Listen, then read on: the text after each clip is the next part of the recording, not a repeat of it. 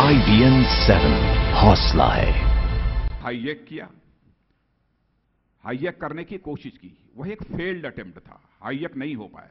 लेकिन जो खुलासा हुआ है मैं उसकी जानकारी देना चाहता हूं कि अल कायदा के लिए एक विंग जो साउथ एशियन विंग के नाम से जाना जाता है, उसने यह खुलासा किया है कि हम इस पाक नेवल फ्रिगेट को हाईजैक करने के बाद हमारी यह योजना थी कि अमेरिका और साथ ही साथ भारत के कुछ जो नेवल शिप्स हैं उनके ऊपर भी आक्रमण किया जाए और उन्हें भी हाईजैक किया जाए, यह उनकी योजना थी। इसमें सबसे बड़ी चिंता का विषय जो है कि पाक नेवी के भी इसमें कुछ पर्सनल शामिल थे। लेकिन ऐसी घटनाओं से चिंतित होने की कोई आवश्यकता नहीं है, बल्कि मैं मानता हूं कि ऐसी जो भी घटनाएं हैं उसे हमको एक चैलेंज के रूप में स्वीकार करने की जरूरत है। और मित्रों, मैं कह सकता हूं कि आपके दमखम के आधार पर मैं कह सकता हूं, आपकी कॉम्पिटेंस, आपकी कैपेबिलिटी के आधार पर मैं कह सकता हूं कि चाहे कितने भी बड़े सिक्योरिटी फ्रंट पर चैलेंजेस क्यों न हो, उस पर हम विजय हासिल करेंगे, हम कामयाबी हासिल करके रहेंगे, हमें पूरा विश्वास है। मैं इंटेलिजेंस और साथ ही साथ पूरी हमारी जितनी भी सिक्योरिटी फोर्स है, उसमें पुलिस फोर्स हो, स्टेट्स की हो, हमारी पैरामिलिट्री फोर्सेस हो, जितनी भी प्रकार की फोर्सेस हैं, सभी पर मुझे पूरा यकीन है। और ऐसे आतंकवादी तत्वों के द्वारा कैसी कैसी हरकत की जा रही है, चाहे वह पाकिस्तान हो, चाहे अफगानिस्तान हो, चाहे ईरान हो, सीरिया हो, लीबिया हो, इन सब सारी जगह है तो यह तबाही इस समय मचाने की कोशिश तो कर ही रहे हैं। लेकिन मैं आश्वस्त हूं कि भारत में उनके मंसूबे किसी भी सूरत में कामयाब नहीं हो पाएंगे। इसलिए नहीं कामयाब हो पाएंगे कि उन्हें शायद यह लगता होगा कि भारत में विभिन्न धर्मों के मानने वाले लोग हैं। अब जब यहां पर भारत को इस्लामिक सब कॉन्टिनेंट वह बनाने की कोशिश करते हैं तो शायद उनकी सोच होगी कि बड़ी संख्या में यहां पर मुस्लिम समाज के लोग हैं और वो हमारे साथ खड़े हो सकते हैं। लेकिन मैं जानता हूं हिंदुस्तान के मुस्लिम समाज को, जिस समय हम आजादी की लड़ाई लड़ रहे थे तो उस समय भी चाहे हिंदू रहा हो, चाहे मुसलमान रहा हो, चाहे कोई भी धर्मावलंबी क्यों न रहा हो, सबने भारत माता के पैरों में पड़ी गुलामी की बेड़ियों को काटने के लिए अपना बलिदान दिया है। यदि चंद्रशेखर आजाद, सरदार भगत सिंह ने अपना बलिदान दिया है तो वहीं अशफाकुल्ला खां के भी बलिदान को यह भारत कभी भूल नहीं सकता है। और मैं आश्वस्त हूं और इसमें कहीं संदेह करने का कोई कारण नहीं है, यह पूरा का पूरा समाज यह भारत की रक्षा के लिए, भारत की रहनुमाई के लिए वह साथ खड़ा है। इसलिए अल कायदा हो चाहे कोई भी यह संगठन हो, उनके मंसूबे कभी कामयाब नहीं हो पाएंगे। आज यहां पर मैं उल्लेख करना चाहूं, चूंकि नॉर्थ ईस्ट में यह सम्मेलन हो रहा है, जैसा मैंने पहले कहा और डायरेक्टर आईबी ने भी आपको कहा कि पहली बार दिल्ली के बाहर यह सम्मेलन हो रहा है। नॉर्थ ईस्ट में हो रहा है तो स्वाभाविक रूप से नॉर्थ ईस्ट की सिक्योरिटी सिनेरियो को लेकर भी हमें थोड़ी बहुत चर्चा करनी चाहिए। और कल तक जो आपकी यह कॉन्फ्रेंस चलेगी, मैं चाहूंगा कि नॉर्थ ईस्ट के संबंध में कुछ आपके द्वारा भी सुझाव होने चाहिए।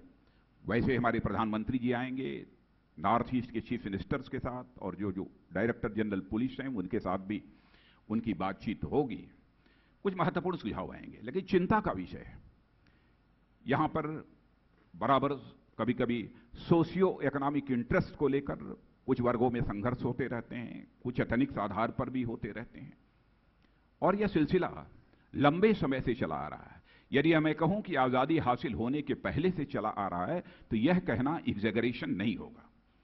कोई यह पूछे कि यहां पर कितने इंसर्जेंट ग्रुप्स हैं, कोई यह पूछे कि यहां पर कितने मिलिटेंट ऑर्गेनाइजेशंस हैं, तो शायद उनकी संख्या 70, 75 और 100 से भी कहीं अधिक हो सकती है।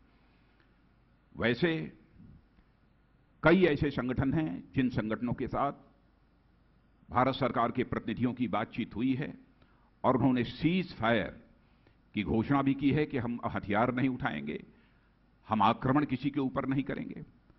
आप कुछ ऐसे ऑर्गेनाइजेशंस हैं जिन्होंने कि अपने ऑपरेशन को भी स्थगित कर दिया है।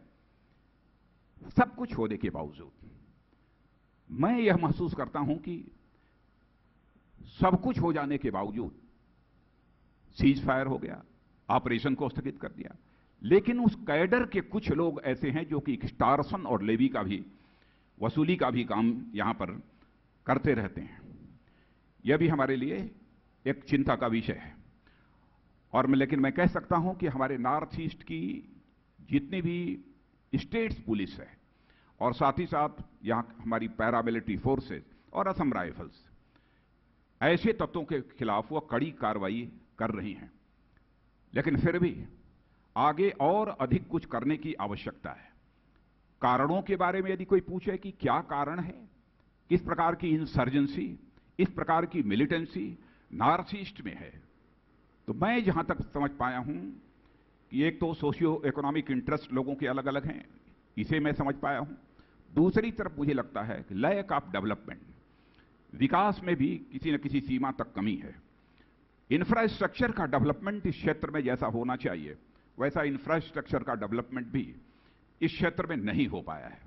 लेकिन जो भी हमारी प्रधानमंत्री जी से भी बात हुई है और समय समय पर जो हमने नॉर्थ ईस्ट की चर्चा की है, हम इस नॉर्थ ईस्ट के एक कॉम्प्रिहेंसिव डेवलपमेंट के प्रति पूरी तरह से कमिटेड हैं। मैं नॉर्थ ईस्ट की जनता को भी यह संदेश देना चाहता हूं। अभी हमारे director IB left wing extremism की चर्चा कर रहे थे, सीपीआई माओइस्ट की वह चर्चा कर रहे थे।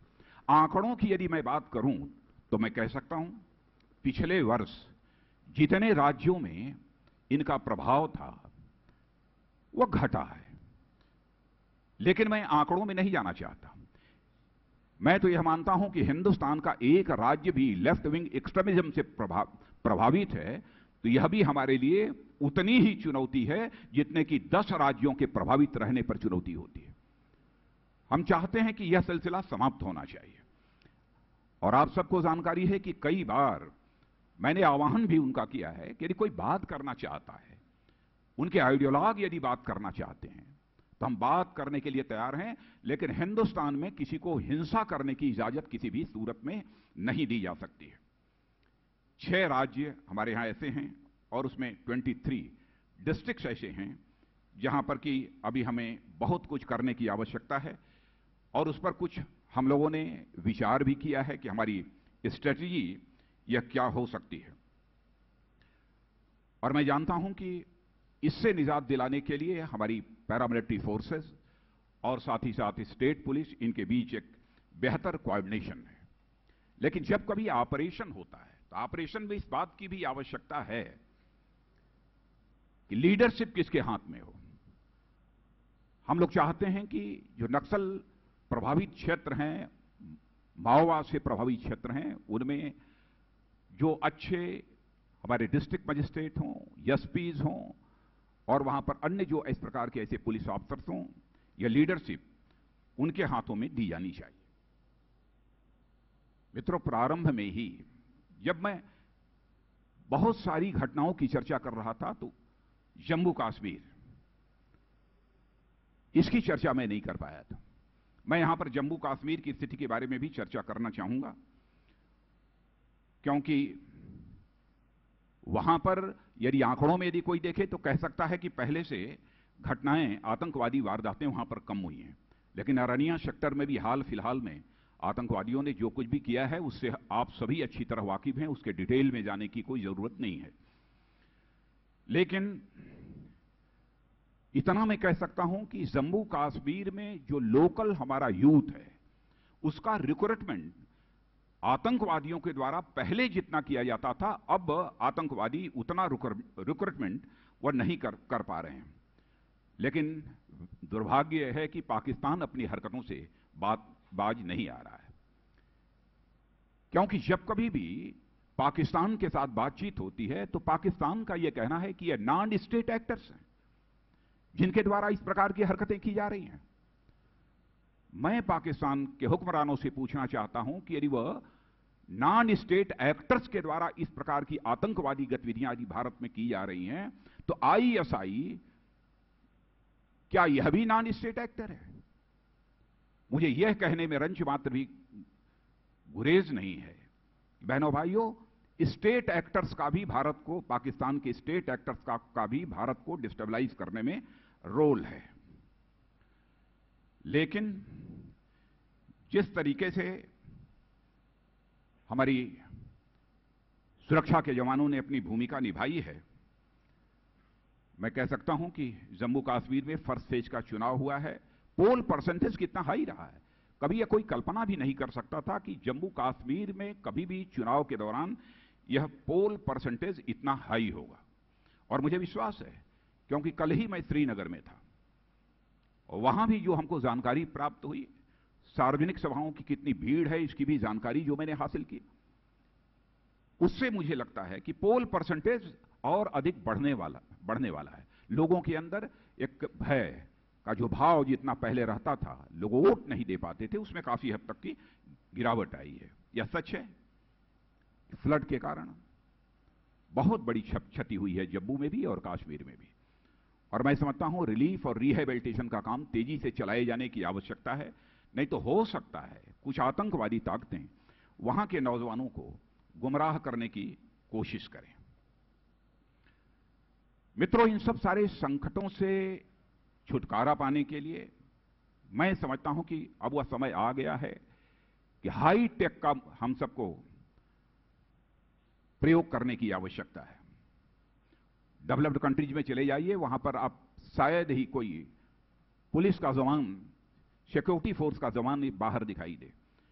जो कुछ भी उनके यहां हाईटेक सिस्टम है सर्वेलेंस का, घटनाओं की जानकारी प्राप्त करने का, उसे भी हमारे यहां के जो एक्सपर्ट्स हैं उन्होंने समझा है, कुछ हद तक लागू करने की उन्होंने कोशिश भी की है। सीसीटीवी के को हम नेशनल हाईवे तक 2019 तक ले जाना चाहते हैं। जो इंपॉर्टेंट नेशनल हाईवेज हैं वहां पर हम सीसीटीवी के कैमरे लगा सकें, जो बड़े शहर हैं, कस्बे हैं, वहां तक भी हम पहुंच सकें, यह हमारी कोशिश है। मैं इजराइल गया था तो वहां मैंने हाईटेक की क्या उपयोगिता है और हाईटेक को किस तरीके से इजराइल यूटिलाइज कर रहा है, इंटरनेशनल बॉर्डर की निगरानी के लिए किस तरीके से हाईटेक का प्रयोग किया जा रहा है, यह भी हमने प्रत्यक्ष अपनी आंखों से देखा। और मुझे यह कहते हुए खुशी है कि वहां के प्राइम मिनिस्टर के साथ जो हमारी बात हो रही थी, तो वहां के प्राइम मिनिस्टर ने भी मुझसे कहा कि हम भारत को इस संबंध में भी पूरी तरह से सहयोग देने को तैयार हैं। मित्रों, जिस समय डायरेक्टर आईबी अपनी स्पीच दे रहे थे तो उन्होंने इस पर चिंता व्यक्त की है कि साइबर स्पेस का कितना दुरुपयोग किया जा रहा है। इंटेलिजेंस शेयरिंग के लिए तो साइबर स्पेस की आवश्यकता है, लेकिन इसका दुरुपयोग हो रहा है, यह सच्चाई है। ऐसे ही अनाप शनाप र्यूमर्स फैलाने की कोशिश उनके द्वारा की जाती है, रॉन्ग इन्फॉर्मेशन लोगों तक पहुंचाने की कोशिश की जाती है। लेकिन इसकी मॉनिटरिंग कैसे हो? सबसे बड़ी समस्या, जब मैं अपने अफसर से मैं बात करता हूं कि इसके मॉनिटरिंग का सिस्टम क्या होना चाहिए, तो जो कुछ भी थोड़ा बहुत संभव है वह तो करते हैं, लेकिन सबसे बड़ी समस्या सर्वर का भारत में न होना, यह सबसे बड़ी चुनौती है। लेकिन जब आपकी यहां पर कॉन्फ्रेंस हो रही है तो मैं यह चाहूंगा कि इस संबंध में भी आप यह विचार करें कि बढ़ते हुए साइबर स्पेस के दुरुपयोग को कैसे रोका जा सके। उन्होंने रेडिकलाइजेशन की चर्चा की है सोशल मीडिया के माध्यम से। कहां से इनिशिएट होता है? भारत में इसे इनिशिएट करने वाले कौन लोग हैं? इसका पता लगाने के लिए क्या क्या करने की आवश्यकता है, इस पर हमको विचार करने की जरूरत है। कोस्टल सिक्योरिटी, यह भी हमारी एक चिंता का विषय है। 7,500 किलोमीटर की हमारी कोस्ट लाइन है, और मैं गया था अभी हाल में ही गुजरात गया था, और गुजरात मैंने देखा कि कुछ पोर्ट्स तो सुरक्षित हैं, लेकिन हमारे अप्रॉक्सीमेटली 200 माइनर पोर्ट्स हैं। माइनर पोर्ट्स की गार्डिंग जो मैंने देखी वहां पर, जो वहां सुरक्षा व्यवस्था देखी, मैं उससे संतुष्ट नहीं हूं। वो पुअर गार्डिंग है। और उसके अतिरिक्त लैंडिंग पॉइंट्स लगभग 1,500 हैं। वह तो बिल्कुल भगवान भरोसे ही है, जो चल रहा है तो चल रहा है। लेकिन आप जानते हैं कि चाहे 93 की मुंबई की वारदात रही हो अथवा 2008 की मुंबई की आतंकवादी वारदात रही हो, ये दोनों सी रूट के थ्रू ही हुई हैं। इसलिए कोस्ट लाइन की सिक्योरिटी इंश्योर करना यह भी बहुत ही हम लोगों के लिए आवश्यक है। इसके लिए हमारी क्या इफेक्टिव स्ट्रेटजी हो सकती है, हमारा क्या एक्शन प्लान हो सकता है। आपके पास यदि कुछ नए सुझाव होंगे तो मैं समझता हूं कि उन नए सुझावों को मैं जानना चाहूंगा। हमारे दिल की इच्छा यदि मित्रों कोई पूछे तो मैं चाहता हूं, कितना हो पाएगा कितना नहीं हो पाएगा, लेकिन करने की कोशिश करेंगे कि हमारी हिंदुस्तान की पुलिस फोर्स मॉडर्न होनी चाहिए। हम चाहते हैं कि वह पीपल फ्रेंडली हो, हम चाहते हैं कि हमारी पुलिस फोर्स भी फियरलेस हो। लेकिन मैं जानता हूं कि हमारी पुलिस फोर्स भी फियरलेस कैसे रहे, इसमें बहुत सारी कठिनाइयां हैं, मैं महसूस करता हूं। और साथ ही साथ मैं चाहता हूं कि हमारी police force helpful to the citizens हो, जनता को मदद करने वाली हो। हमारे एक साधारण से पुलिस के जवान को देखने के बाद जनता के अंदर एक आत्मविश्वास करना चाहता, जो चीफ मिनिस्टर रहते हुए हमारे शासन काल में वहां पर हुआ था। यहां पर सारे सीनियर ऑफिसर्स बैठे हैं। मैं जानता हूं कि इसमें से बहुत सारे सीनियर ऑफिसर्स ऐसे हैं जिनका कि रिटायरमेंट भी नजदीक होगा। कोई 1 साल में, कोई 1.5 साल में, कोई 2 साल में, कोई 6 महीने में रिटायर होगा। रिटायर हो गए इसका मतलब कि आप टायर्ड हो गए, ऐसा मैं नहीं मानता। रिटायर हो जाने के बाद भी आपका एक्सपीरियंस, आपकी कॉम्पिटेंस, आपकी कैपेबिलिटी का इस देश की सिक्योरिटी को इंश्योर करने में क्या रोल हो सकता है, इस संबंध में भी इस कॉन्फ्रेंस में विचार होना चाहिए। यह हमारी इच्छा है। वैसे इश्यूज बहुत सारे हैं, सारे इश्यूज को यहां पर फ्लैग कर पाना कठिन है, लेकिन यहां पर मैं उस बात का भी उल्लेख करना चाहूंगा कि पुलिस के 150 वर्ष 150 ईयर्स जो पूरे हुए हैं, और हमारे former prime minister doctor Manmohan Singh ji ने 2012 में ऐसे सारे जितने भी पुलिस के जवान अधिकारी हैं सभी को पुलिस मेडल्स देने की उन्होंने घोषणा की थी। लेकिन वो बीच में किन्हीं कारणों से यह काम नहीं हो पाया था। हम लोगों ने यह फैसला किया है कि, और फैसला ही नहीं किया है बल्कि 61 करोड़ रुपीस का हम लोगों ने प्रोविजन भी कर दिया है कि यह पुलिस मेडल सारे पुलिस के जवान और अधिकारी जितने होंगे सभी को यह दिया जाएगा। और मैं यह भी कहना चाहता हूं कि इसके लिए और अधिक जितने फाइनेंशियल असिस्टेंस की जरूरत होगी, हम निश्चित रूप से उसे मुहैया कराएंगे। लेकिन हम चाहेंगे कि कोई भी सुरक्षा से जुड़ा हुआ हमारा ये जवान है, पुलिस का जवान है, उसे मिलना चाहिए। अंतिम बात, मैं भूल नहीं सकता, यदि हमारी स्टेट पुलिस, हमारे पैरामिलिट्री फोर्स के जवान ऐसी घड़ी में जब फ्लड हो, साइक्लोन हो, जब अपनी महत्वपूर्ण भूमिका का निर्वाह करते हैं, तो एनडीआरएफ के जवानों को और एनडीएमए के रोल को भी मैं भूल नहीं सकता हूं। चाहे वह जम्मू कश्मीर रहा हो, वहां का फ्लड, चाहे उड़ीसा का फ्लड रहा हो, चाहे हैदराबाद का साइक्लोन रहा, लाखों लोगों को रेस्क्यू करने का काम यदि किसी ने किया है तो हमारी एनडीआरएफ के जवानों ने किया है। मैं उनको भी अपनी तरफ से बधाई देना चाहता हूं। और सचमुच इस प्रकार की यदि कामयाबी हमारी फोर्स हासिल करती है, जैसे लगता है कि हम लोगों का भी सम्मान बढ़ गया। उस ऑर्गेनाइजेशन का सम्मान तो बढ़ता ही है, स्वयं मंत्री होने के नाते हम लोगों को भी लगता है हमारा भी सम्मान बढ़ा है। मैं आपकी समस्याओं से भी वाकिफ हूं। पुलिस, यह जो समुदाय है, समस्याएं बहुत सारी हैं। हाउसिंग की समस्या है, मैं जानता हूं कि हार्ड एरियाज में काम करने वाले जो हमारे पुलिस के जवान हैं उनके लिए अलाउंसेस की समस्या है। समस्या एक यह भी आ रही है, लंबी ड्यूटी आवर को लेकर भी एक समस्या है। मैं देखता हूं कि 24-24 घंटे पुलिस के जवानों को खड़ा रहना पड़ता है। वह भी इंसान है, कहां तक चल पाएंगे। लेकिन सारी स्टेट गवर्नमेंट से मैं अपेक्षा करता हूं कि जो वैकेंसीज हैं उन वैकेंसीज को फिलअप किया जाना चाहिए जितनी जल्दी से जल्दी। सेंट्रल गवर्नमेंट के असिस्टेंस की जो भी जरूरत होगी, जितना संभव होगा हमारे लिए, वो हम असिस्टेंस उन्हें निश्चित रूप से प्रोवाइड करेंगे। और आज के अवसर पर इससे ज्यादा कुछ नहीं कहते हुए मैं आप लोगों से यही अपील करना चाहूंगा, कोई ऐसे कॉन्क्रीट और प्रैक्टिकल यदि आपके जो भी सजेशंस हैं तो उसे भी मैं जानना चाहूंगा, ताकि पुलिस फंक्शनिंग को ज्यादा इंप्रूव किया जा सके और जनता और पुलिस के बीच जो कभी कभी ट्रस्ट डेफिसिट पैदा होती है, उस ट्रस्ट डेफिसिट को भी मिनिमाइज किया जा सके, यह हमारी इच्छा है। यह जो भव्य कार्यक्रम मित्रों हुआ है गुवाहाटी में, मैं असम सरकार को भी धन्यवाद देना चाहता हूं कि यहां की असम गवर्नमेंट ने बहुत ही अहम भूमिका निभाई है और जितना अधिकतम सहयोग हो सकता है असम गवर्नमेंट ने सहयोग दिया है। मैं यहां की असम गवर्नमेंट के प्रति भी आभार व्यक्त करना चाहता हूं।